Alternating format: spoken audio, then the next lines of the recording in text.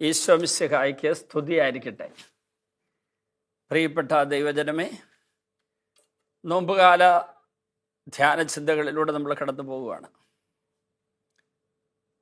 ഈശോയുടെ മനുഷ്യാവതാരം, സഹനം, മരണം, ഉത്ഥാനം, ഈ മിശിഹാ രഹസ്യങ്ങളുടെ ഏറ്റവും അടിസ്ഥാനപരമായിട്ടുള്ള ഒരു ചിന്ത നമ്മുടെ മനസ്സിൽ ആദ്യം വരണം.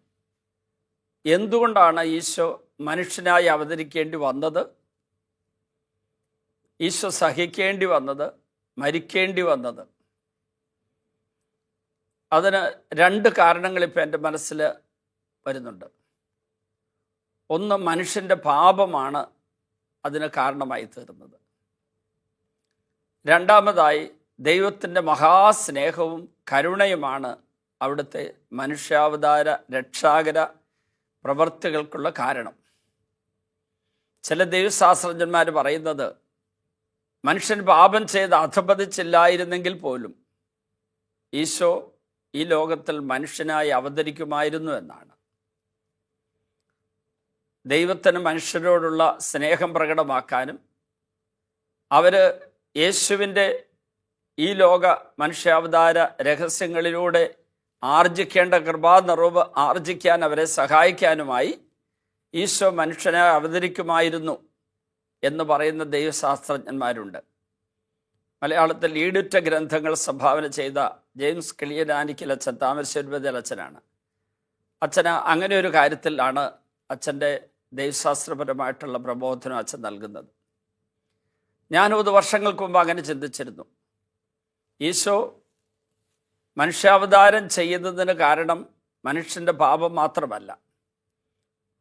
ഇനി മനുഷ്യ പാപത്തിൻ്റെ ഫലമായി സംഭവിച്ചത് എന്താണെന്ന് ഞാനിപ്പോൾ ഒന്ന് ചിത്രീകരിക്കുകയാണെങ്കിൽ, ഇതാണ് മനുഷ്യ ജീവിക്കുന്ന ഈ ലോകം. പാപമില്ലാതെ ജീവിക്കുന്ന ഏദൻ തോട്ടത്തിലെ ആ പാപരഹിതാവസ്ഥയിൽ ഉണ്ടായിരുന്ന അവസ്ഥ. അവർ പാപം ചെയ്തപ്പോൾ അവർ അധപതിച്ചു, താഴേക്ക് വീണു.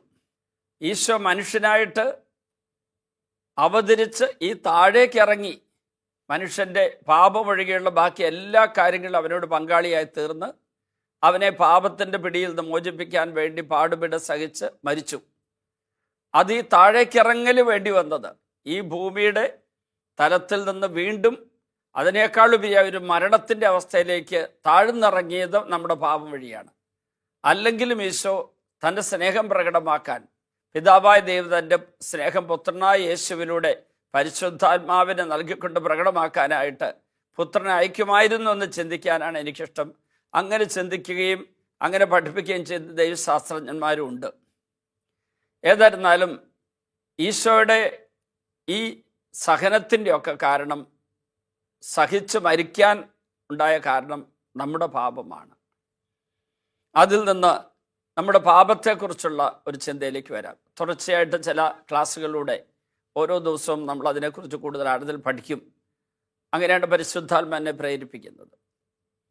ഞാൻ ഒരു 5-8 വർഷം മുമ്പ് ഒരു പുസ്തകം എഴുതി, തലമുറകളുടെ ശാപം സത്യമോ മിഥ്യയോ എന്നൊരു പുസ്തകം. ശാപത്തെക്കുറിച്ചുള്ള എനിക്ക് കിട്ടിയ ചില ദൈവിക ഉൾക്കാഴ്ചകളും സഭയുടെ പ്രബോധനങ്ങളും തിരുവചനത്തിൻ്റെ അടിസ്ഥാനമെല്ലാം ഉപയോഗിച്ച് എഴുതിയൊരു പുസ്തകമാണത്. അതിൽ ഞാൻ പാപത്തെക്കുറിച്ചുള്ള 3 നിർവചനങ്ങൾ നൽകിയിട്ടുണ്ട്. അതിൽ ആദ്യത്തെ നിർവചനമാണ് ഇപ്പോൾ ഞാൻ പറയാൻ പോകുന്നത്. എന്താണ് പാപം?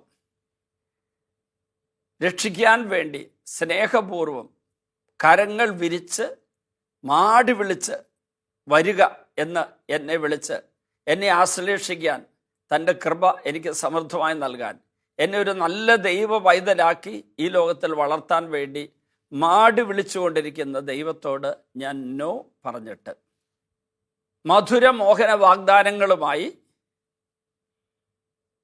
എന്നെ നാശത്തിലേക്ക് മാടി വിളിക്കുന്ന സാത്താനോട് ഞാൻ യെസ് പറയുന്നു. അതാണ് പാപം. ഏറ്റവും ചുരുങ്ങിയ വാചകത്തിൽ ചുരുക്കി പറഞ്ഞാൽ, ദൈവത്തോട് നോ പറയുന്നു, സാത്താനോട് യെസ് പറയുന്നു. ദൈവം രക്ഷയിലേക്കാണ് നമ്മളെ മാടി വിളിക്കുന്നത്. ദൈവത്തിൻ്റെ സ്നേഹത്തിൻ്റെ നിറവിലേക്ക് നമ്മൾ വളർന്നു വരാൻ വേണ്ടിയാണ് മാടി വിളിക്കുന്നത്.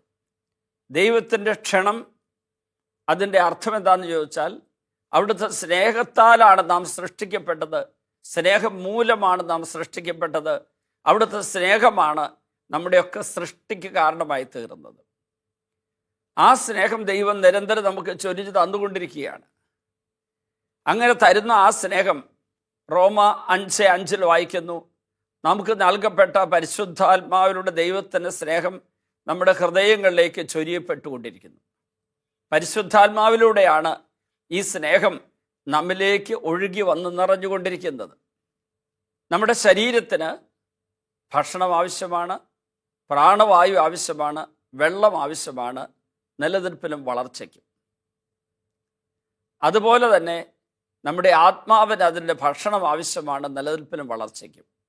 ഈ ആത്മാവിൻ്റെ ഭക്ഷണത്തിനാണ് കൃപ അല്ലെങ്കിൽ ഗ്രേസ് എന്ന് പറയുന്നത്.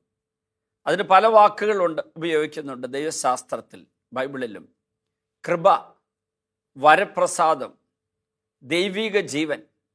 മറ്റൊരു വാക്കാണ് ദൈവസ്നേഹം, ദൈവ സാന്നിധ്യം, the very presence of God. ദൈവീകത, the very divinity of God. അത് ദൈവത്തിൽ മാത്രമേ ഉള്ളൂ. പക്ഷെ മനുഷ്യനായി ജീവിക്കാൻ, ദൈവ പൈതലായി ജീവിക്കാൻ ഈ കൃപ ആവശ്യമാണ്. എങ്കിലേ ആത്മാവ് ജീവനോടെ നിലനിൽക്കുകയുള്ളൂ, ജീവനിൽ വളരുകയുള്ളൂ, ദൈവൈക്യത്തിലേക്ക് ആത്മാവ് വളരുകയുള്ളൂ.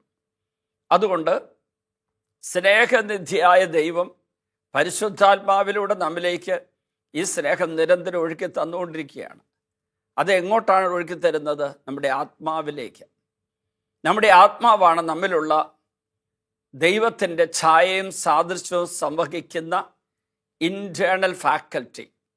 ആന്തരികമായി നമ്മിൽ മുഴുവനും നിറഞ്ഞു നിൽക്കുന്ന, നമ്മെ പൊതിഞ്ഞു നിൽക്കുന്ന, നമ്മിലിങ്ങനെ നിറഞ്ഞ് അത് നമ്മളെ പൂർണ്ണമായി ദൈവപൈതങ്ങളാക്കാൻ വേണ്ടി നിരന്തരമായി നമ്മെ ശക്തിപ്പെടുത്തിക്കൊണ്ടിരിക്കുന്ന നമ്മുടെ ആത്മാവിൽ കുടികൊള്ളുന്ന ദൈവം. 2 കൊരിന്ത്യർ 13:5 യേശു ക്രിസ്തു നിങ്ങളിലുണ്ട് എന്ന് നിങ്ങൾക്ക് അറിഞ്ഞുകൂടെ? അപ്പം നമ്മിൽ സഹവസിക്കുന്ന, നമ്മുടെ ഉള്ളിൽ വസിച്ചുകൊണ്ട് നമ്മുടെ ആത്മാവിനെ സക്രാരിയാക്കി നമ്മുടെ ശരീരത്തെ ദൈവാലയമാക്കി മാറ്റുന്ന പരിശുദ്ധാത്മാവ്. അപ്പം ദൈവം നമ്മുടെ ഉള്ളിൽ വസിച്ചുകൊണ്ട് നമ്മെ ദൈവ പൈതങ്ങളാക്കി പിതാവിൻ്റെ പൂർണ്ണതയിലേക്ക് ഇങ്ങനെ വളർത്തിക്കൊണ്ടിരിക്കുന്നു.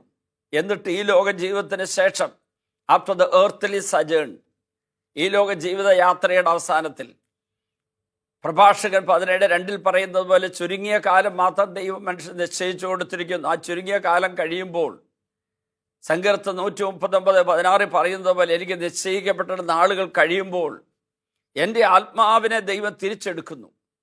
ആ തിരിച്ചെടുക്കുന്നത് ഒരു മനുഷ്യാത്മാവിന് ദൈവവുമായി ഐക്യപ്പെടാൻ, ദൈവത്തിൽ ലയിക്കാൻ, ദൈവവുമായി ഒന്നായി ചേരാൻ, ഏറ്റവും പരിപൂർണമായി അങ്ങനെ ആകാനുള്ള ഒരു ഭാഗ്യം നൽകിക്കൊണ്ട്, പൂർണ്ണമായ ദൈവൈക്യത്തിലാകാനായിട്ട് ഭാഗ്യം നൽകിക്കൊണ്ടാണ് ദൈവം നമ്മളെ തിരിച്ചെടുക്കുന്നത്. നാം സ്വർഗത്തിലെത്തുന്നുണ്ടെങ്കിൽ, നാം ദൈവത്തോട് ഐക്യപ്പെടുന്നുണ്ടെങ്കിൽ, അത് ഈ ലോകത്തിൽ വെച്ച് നമ്മൾ ആർജിച്ചുകൊണ്ടിരിക്കണം.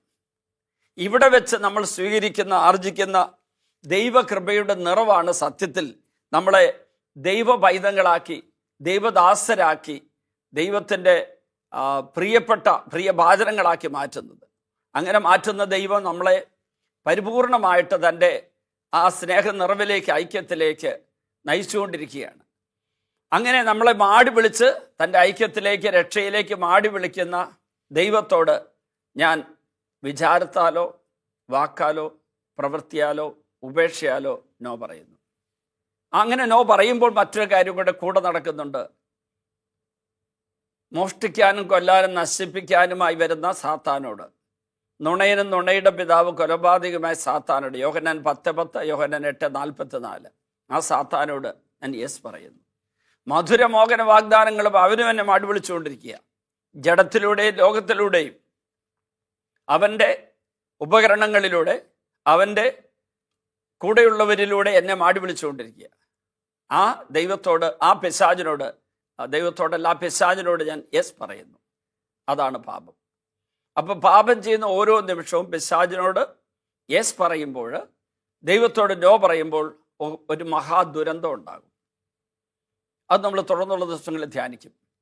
പാപത്തിൻ്റെ ഫലമായി നമുക്കുണ്ടാകുന്ന ഏറ്റവും വലിയ ദുരന്തം എന്താണെന്ന് ചോദിച്ചാൽ നമ്മിലുള്ള ദൈവിക ഛായ, ദൈവസാദൃശ്യം അതിന് മങ്ങലേൽക്കുന്നു.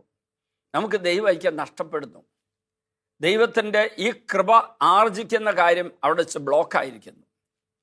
അങ്ങനെ വരുമ്പോൾ, നമ്മിലേക്ക് വരുന്ന ദൈവകൃപ ഇല്ലാതാകുമ്പോൾ അതിന് പകരമായി മറ്റൊരു തിന്മയുടെ ശക്തി കടന്നു വരുന്നുണ്ട്. അതിനെക്കുറിച്ച് തുടർന്ന ദിവസം നമ്മൾ ധ്യാനിക്കും. അപ്പം പ്രിയപ്പെട്ടവരെ, ഈ നോമ്പുകാല ധ്യാനചിന്തയിൽ എൻ്റെ ജീവിതത്തിൽ ഞാൻ തമ്പുരാനോട് യെസ് പറയേണ്ടതിന് പകരം, നിരന്തരമായി യെസ് പറഞ്ഞുകൊണ്ട് ജീവിക്കുന്നതിന് പകരം, പിശാചിനോട് യെസ് പറഞ്ഞ് ദൈവത്തോട് നോ പറഞ്ഞ് ജീവിച്ച പാപ നിമിഷങ്ങളെ കണ്ടെത്തുക. അപ്പോൾ പിശാചിനോട് എപ്പോഴെങ്കിലും യെസ് പറഞ്ഞാൽ അത് ദൈവത്തോട് നോയോ ആണ്. ദൈവത്തോട് നോ പറഞ്ഞാൽ അത് പിശാചിനോടുള്ള യെസ് ആണ്. എൻ്റെ ആത്മീയ ആരോഗ്യത്തിന് അനിവാര്യമായ ദിവ്യകാരുണ്യത്തിലൂടെയുള്ള ജീവൻ പ്രാപിക്കല് ദൈവം എനിക്ക് അവസരം ഒരുക്കി വെച്ചിരിക്കുന്ന സഭയിൽ. അപ്പം ഞാൻ ആ പരിശുദ്ധ കുർബാനയിൽ പങ്കെടുക്കുന്നില്ല, കൃപയോടുകൂടി കുർബാന സ്വീകരിക്കുന്നില്ലെങ്കിൽ ഞാൻ സാത്താനോട് യെസ് പറയുകയും ദൈവത്തോട് നോ പറയുകയും ചെയ്യുകയാണ്. അതുകൊണ്ട് അങ്ങനെ ദൈവകൃപ നഷ്ടപ്പെടുത്തി കളഞ്ഞ എല്ലാ പാപ നിമിഷങ്ങളെ ഓർത്ത് പശ്ചാത്തപിക്കുകയും മാപ്പപേക്ഷിക്കുകയും ചെയ്യാം. കർത്താവെ, പിശാചിനോട് യെസ് പറഞ്ഞ് അങ്ങയോട് നോ പറഞ്ഞും ഞാൻ പാപം ചെയ്ത് ദൈവകൃപ നിറവ് നഷ്ടപ്പെടുത്തിയ നിമിഷങ്ങളെ ഓർത്ത് പശ്ചാത്തപിച്ച് മാപ്പപേക്ഷിക്കുന്നു. എന്നോട് കരുണ തോന്നി എൻ്റെ പാപങ്ങൾ പുറത്തെന്നെ വിശുദ്ധീകരിക്കണമേ. നിരന്തരം അങ്ങയോട് യെസ് പറഞ്ഞുകൊണ്ട് പിശാചിനോട് നോ പറഞ്ഞുകൊണ്ട് ജീവിക്കാൻ എന്നെ സഹായിക്കണമേ. പിതാവിൻ്റെയും പുത്രൻ്റെയും പരിശുദ്ധാത്മാവിൻ്റെയും നാമത്തിൽ ആമേൻ.